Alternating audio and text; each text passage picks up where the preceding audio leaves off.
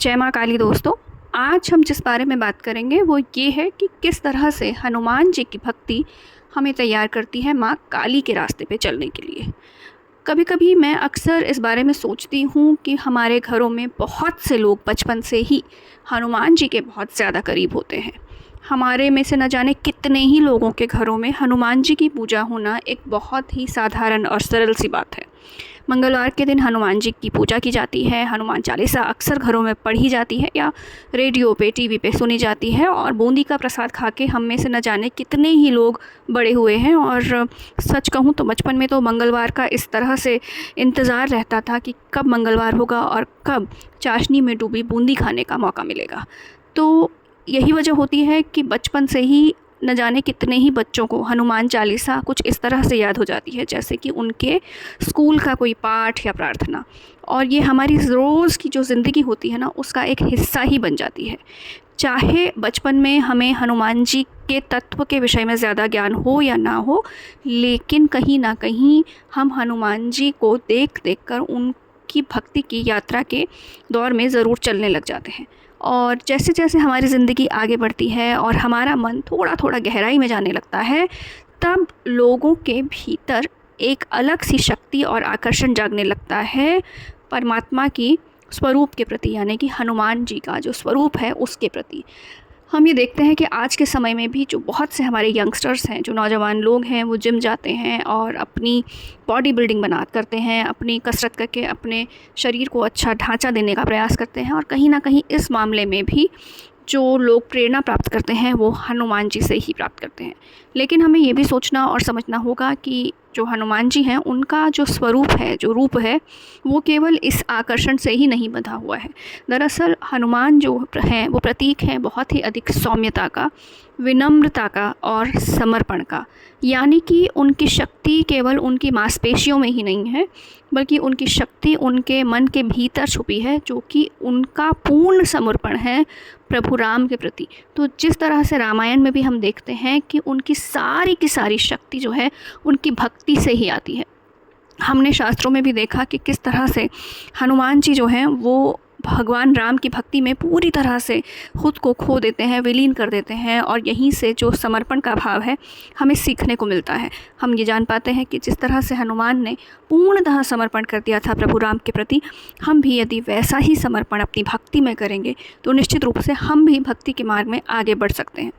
अगर हम देखें कि हनुमान जी का जो स्वरूप है, जो उनका रूप है, वो कहीं ना कहीं अंश माने जाते हैं भगवान शिव के। इसका उल्लेख हम सभी जानते हैं कि शिव पुराण में भी मिलता है। और ना जाने कितनी ही शाक्त परंपराओं में हमें ये देखने को मिलता है कि हनुमान जी जो हैं वो भगवान शिव के अंश अवतार माने जाते हैं। और जो शक्ति हैं, यानी कि जो माँ भगवती हैं, इस तरह से हनुमान जो है शिव और शक्ति दोनों की संतान हुए। और अब हम ये जानने की कोशिश करेंगे कि हनुमान जी का क्या रिश्ता है माँ काली से। तो ये तो हमने जान ही लिया कि कहीं ना कहीं वो पुत्र ही हैं शिव और शक्ति के, यानी कि माँ काली के। और अगर हमें माँ काली के करीब जाना है तो हनुमान जी की क्या भूमिका होती है, इस बारे में भी हम थोड़ा सा इस बात को टटोलने का प्रयास करेंगे। आप ये जानते ही होंगे कि न जाने कितने ही हमारे दक्षिण भारत के और पश्चिम बंगाल के ऐसे मंदिर हैं जिनमें कि माँ की मूर्ति के साथ, माँ काली की मूर्ति के साथ हमें अक्सर दो विशेष रक्षक दिखाई देते हैं, जहाँ एक ओर भगवान भैरव खड़े रहते हैं और दूसरी तरफ खड़े रहते हैं हनुमान जी।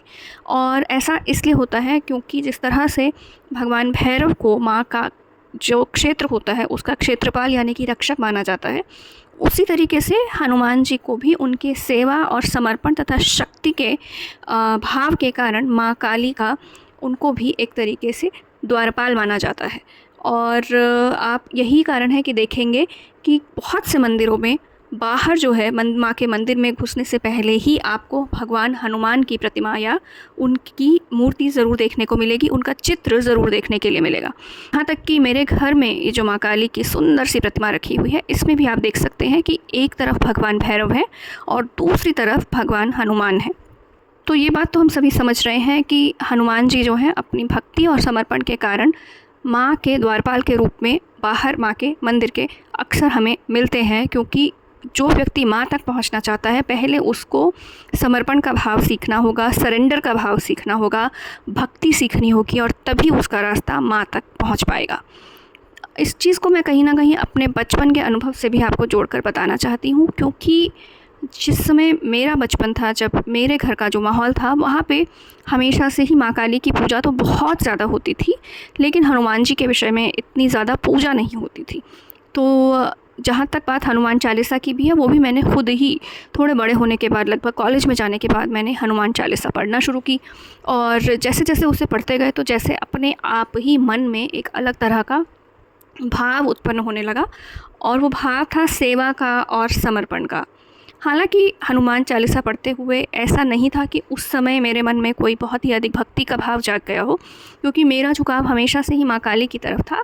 लेकिन जैसा कि मैंने कहा कि परमात्मा खुद चुनते हैं कि कब वो हमारे भीतर भक्ति का एक प्रकार से बीज उत्पन्न करेंगे। लेकिन मेरे लिए ये सब चीज़ें जो हैं कुछ साल पहले से ही शुरू हुई। दरअसल जिस दौरान मैं हनुमान जी की भक्ति के प्रति अपने आप को ज़्यादा झुका हुआ पा रही थी, तब मैंने उनसे जुड़ी कुछ कथाएं भी पढ़ी भी और सुनी भी, जिसमें से कि एक कथा बहुत प्रचलित है, जिसमें जिस समय रामायण में भगवान श्री राम और रावण के बीच में युद्ध चल रहा था, तो अगर हम रेफरेंसेस में देखें तो उनका कभी-कभी उनका पुत्र भी कहा जाता है रावण का, और उसका नाम था अहिरावण। तो अहिरावण जो था वो बहुत ही अधिक मायावी था, और अपनी माया से वो श्री राम और श्री लक्ष्मण को पकड़कर पाताल लोक में ले जाता है और उन्हें बेहोश कर देता है, और कहीं ना कहीं वो उनकी बलि माँ के सामने चढ़ाने ही वाला होता है कि हनुमान जो है ठीक उसी समय अहिरावण को क्या कहते हैं मार देते हैं और उसकी बलि चढ़ा देते हैं, और भगवान श्री राम और लक्ष्मण के प्राण बचा लेते हैं। और इस बात से माँ काली हनुमान जी से बहुत अधिक प्रसन्न होती हैं, और वो उन्हें ढेरों आशीर्वाद देती हैं। और ये जो तभी से ये जो परंपरा है हनुमान जी के माँ काली के द्वारपाल बनने की, तभी से कहा जाता है कि प्रचलित हो गई है। और माँ काली हमेशा ही बहुत अधिक प्रसन्न होती है यदि कोई व्यक्ति हनुमान जी के माध्यम से माँ तक पहुँचता है तो। और कहीं ना कहीं जब हम हनुमान जी की भक्ति के मार्ग पर चलते हैं, तो जैसा कि मैंने कहा कि मन में अपने आप ही समर्पण और सेवा का भाव बहुत ही अधिक प्रबल होने लगता है, और वो हमें सीधा सीधा माँ से जाकर के जोड़ देता है, कनेक्ट कर देता है। यहाँ पे मैं अपना एक और अनुभव आपको बताना चाहूँगी। दरअसल जब मैं माँ की पूजा पाठ किया करती थी कुछ साल पहले, तो मुझे ऐसा लगता था कि चलिए पूजा करने के बाद जैसे कभी किसी ख़ास मौक़ों पे हम माँ की आरती गाते हैं, तो मेरे घर में मुझे बचपन से ही ये चीज़ सिखाई गई थी कि कभी केवल एक आरती नहीं गाते, कम से कम जोड़े में आरतियाँ गानी चाहिए। अब जो भी था, ये मेरे घर की परंपरा थी, तो मैंने अपने आप ही भगवान हनुमान की आरती गानी शुरू कर दी।